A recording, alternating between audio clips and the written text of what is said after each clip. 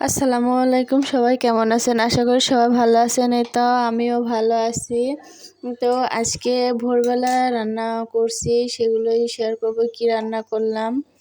এই তো 3টার দিকে উঠে প্রথমে ডিম দিয়ে দিলাম, ডিম সিদ্ধ মানে ডিম ভুনা করব।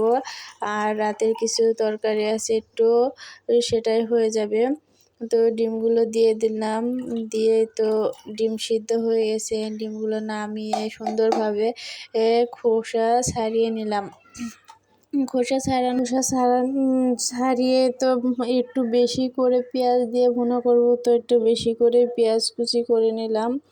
আর ডিম ভুনাতে একটু বেশি করে পেঁয়াজ কুচি না দিলে ভালো লাগে না, একটু পেঁয়াজ দিলেই তো তবে ভালো লাগবে। ঝোলটা একটু মাখো মাখো হয়, খেতেও সুন্দর লাগে এবং দেখতেও সুন্দর লাগে।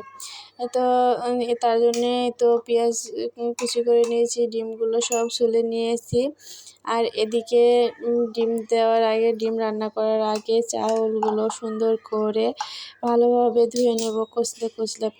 এই তো 2-3 বার ধোয়া হয়ে গেছে। এখন চাউলটা বসিয়ে দেব ভাত রান্না করার জন্য। তো চাউলটা বসিয়ে দিয়ে ওইদিকে ডিমগুলো সুন্দরভাবে একে একে ভেজে নেব। তো তেলের উপরে সুন্দর করে একটু হলুদ ছিটাইয়ে ডিমগুলো সুন্দর করে ভেজে নেব। হলুদ দিয়ে ভাজলে ডিমগুলো দেখতে অনেক সুন্দর লাগে এবং ভালোভাবে ভাজা হয় আর কি, দেখতে সুন্দর লাগে, এটাই আর কি। তো ডিমগুলো ভাজা হয়ে গেছে, এক এক করে উঠায় নেব। নেওয়ার পরে তো কড়াইয়ের মধ্যে পেঁয়াজগুলো দিয়ে সুন্দরভাবে একটু বাদামি কালার হওয়া পর্যন্ত অপেক্ষা করব।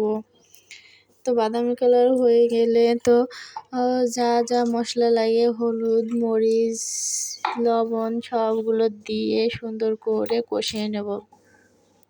আর যে কোনো তরকারি হোক, অল্প হোক বেশি হোক, সুন্দরভাবে কষালে তরকারিটার অনেক স্বাদ আসে এবং ভালো লাগে, খেতে ভালো লাগে। তো পেঁয়াজগুলো সুন্দরভাবে কষানো হলে ডিমগুলো দিয়ে দিলাম কষানোর জন্য। তো ডিমগুলো কষানো হয়ে গেছে, তো ঝোলের পানি দিয়ে দেব। আর এদিকে আমার কিছু কাজ আছে, এগুলো সেরে নেব। তো ঝোলের পানি দিয়ে ঢাকা দিলাম। আর এদিকে ভাত হচ্ছে। তো সবগুলো হয়ে গেল। এখন সুন্দরভাবে বাটিতে বেড়ে নিলাম। তারপরে তো তরকারি আছে, ডিম ভুনা করলাম, ভাত, আর এদিকে দুধ আছে। তো আমার ভিডিওটা কেমন লাগলো সবাই জানাবেন এবং লাইক করবেন এবং আমার পাশে থাকবেন, এটাই আর কি। সবাই ভালো থাকবেন, সুস্থ থাকবেন এবং আমাদের জন্য দোয়া করবেন। আল্লাহ হাফেজ।